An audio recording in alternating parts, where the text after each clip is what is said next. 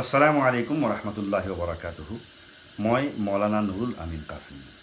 এইকেইদিন বিশেষ এটা শব্দ লৈ বৰ আলোচনা হোৱা দেখা গৈছে।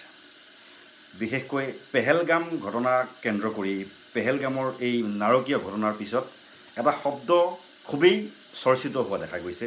সেই শব্দটো হৈছে কলিমা। এই কলিমা কি? আচলতে কলিমাটো কি বস্তু?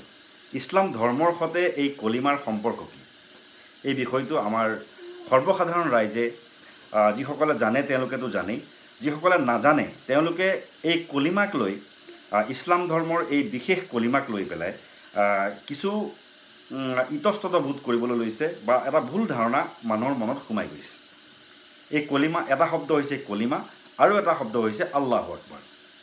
কলিমা আৰু আল্লাহু আকবাৰটো আচলতে কি? প্ৰথমেই মই কলিমাৰ বিষয়ে ক'ম।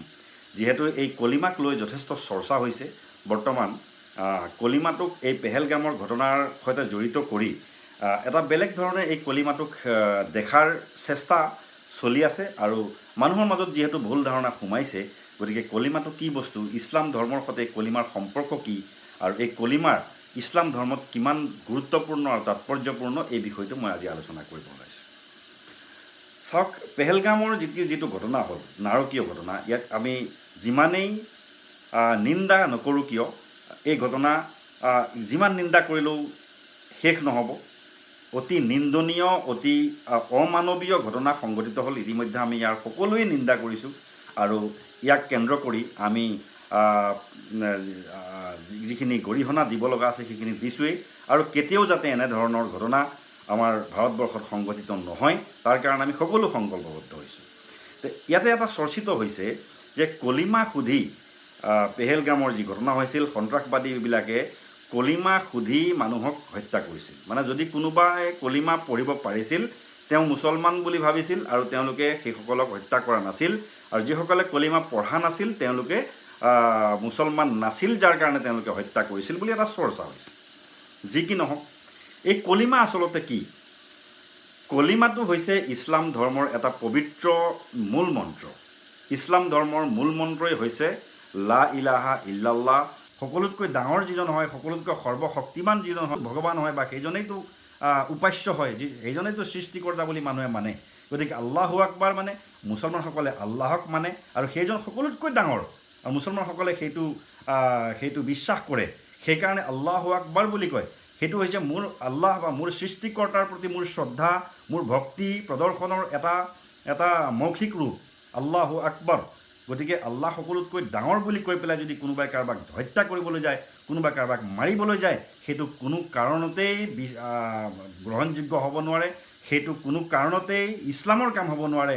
সেইটো সন্ত্ৰাসবাদীৰ কাম। সন্ত্ৰাসবাদীসকলে ইছলাম ধৰ্মৰ এইসমূহ শব্দক ব্যৱহাৰ কৰি, এইসমূহ বিষয় ব্যৱহাৰ কৰি তেওঁলোকে সন্ত্ৰাস বিয়পাইছে আৰু মানুহৰ মাজত ভুল বুজাবুজি সৃষ্টি কৰিছে। ইছলাম ধৰ্মটোক সমগ্ৰ বিশ্বজুৰি বদনাম কৰিছে। গতিকে এইসকলক আমি সকীয়াই দিওঁ যে এইসকলে যাতে সন্ত্ৰাসবাদী কৰ্ম বাদ দিয়ে আৰু সন্ত্ৰাসবাদী কৰ্ম কৰাৰ ক্ষেত্ৰত যাতে এই ইছলামৰ পবিত্ৰ শব্দসমূহক যাতে ব্যৱহাৰ নকৰে। গতিকে মোৰ ভাই ভনীসকল, যিসকলে ইতিমধ্যে ভুল বুজাবুজিৰ সৃষ্টি হৈছে আমাৰ সমাজত, গতিকে এই মোৰ হিন্দু ভাইসকল বা আমাৰ ভাই ভনীসকল, যিসকলৰ লগত আমি সদায় উঠা বহা কৰোঁ, তেওঁলোকক মই অনুৰোধ জনাব বিচাৰোঁ যে এই শব্দবিলাকক লৈ ইছলামৰ যি একেবাৰে মৌলিক দৰ্শন আৰু মৌলিক বিশ্বাসৰ যিসমূহ বিষয়, সেইবিলাক অতি এইবিলাক একেবাৰে ইছলামৰ মৌলিক বিশ্বাসৰ সৈতে জড়িত। গতিকে এইবিলাক কোনো সন্ত্ৰাসৰ কৰ্মৰ সৈতে জড়িত নহয়। যিসকলে এইবিলাক সন্ত্ৰাসবাদী কৰ্মকলাপৰ সৈতে জড়িত কৰি পেলাই প্ৰচাৰ কৰি আছে বা তেওঁলোকে সেই ধৰণৰ কাম কৰি আছে, তেওঁলোক মুছলমান নহয়, আৰু তেওঁলোকক ধৰি আচলতে আমি উচিত শাস্তি সকলোৱে প্ৰদান কৰিব লাগে।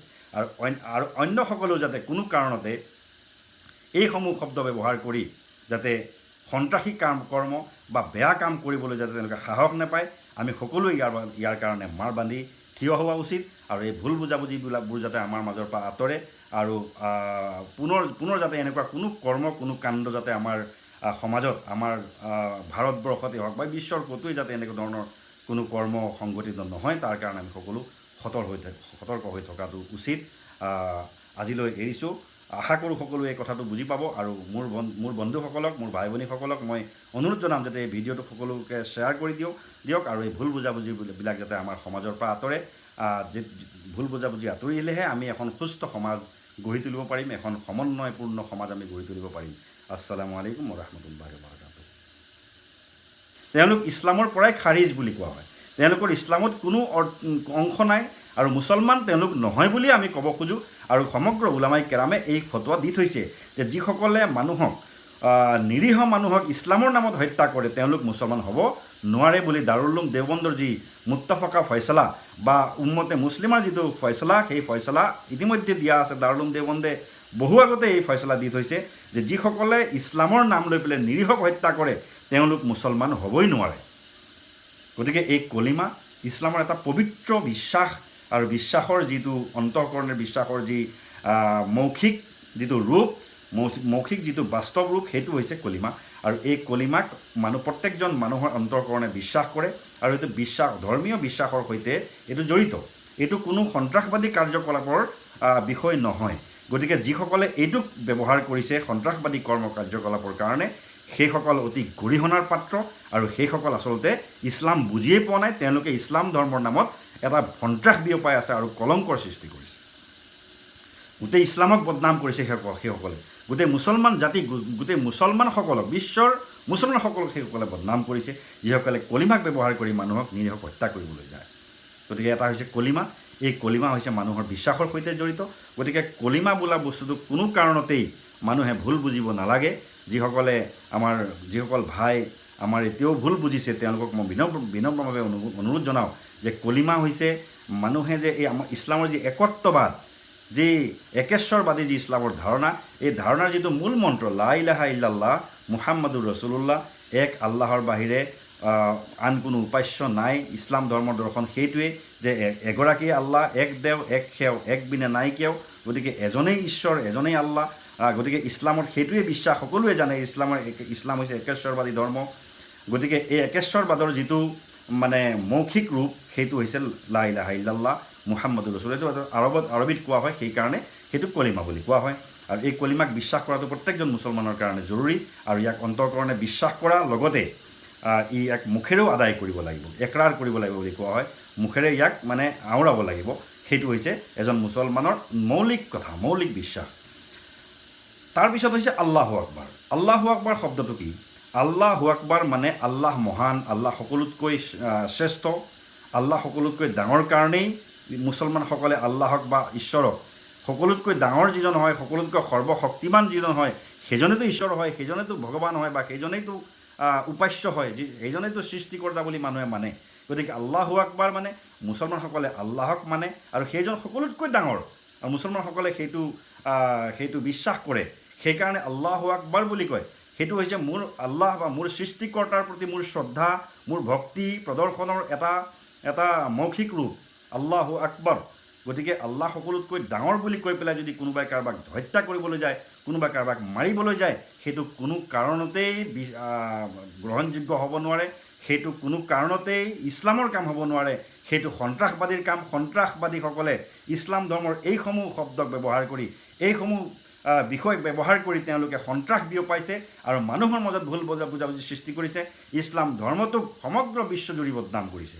গতিকে এইসকলক আমি সকীয়াই দিওঁ যে এইসকলে যাতে সন্ত্ৰাসবাদী কৰ্ম বাদ দিয়ে আৰু সন্ত্ৰাসবাদী কৰ্ম কৰাৰ ক্ষেত্ৰত যাতে এই ইছলামৰ পবিত্ৰ শব্দসমূহক যাতে ব্যৱহাৰ নকৰে। গতিকে মোৰ ভাই ভনীসকল যিসকলে ইতিমধ্যে ভুল বুজাবুজিৰ সৃষ্টি হৈছে আমাৰ সমাজত, গতিকে এই মোৰ হিন্দু ভাইসকল বা আমাৰ ভাই ভনীসকল যিসকলৰ লগত আমি সদায় উঠা বহা কৰোঁ, তেওঁলোকক মই অনুৰোধ জনাব বিচাৰোঁ যে এই শব্দবিলাকক লৈ ইছলামৰ যি একেবাৰে মৌলিক দৰ্শন আৰু মৌলিক বিশ্বাসৰ যিসমূহ বিষয়, সেইবিলাক একেবাৰে ইছলামৰ মৌলিক বিশ্বাসৰ সৈতে জড়িত।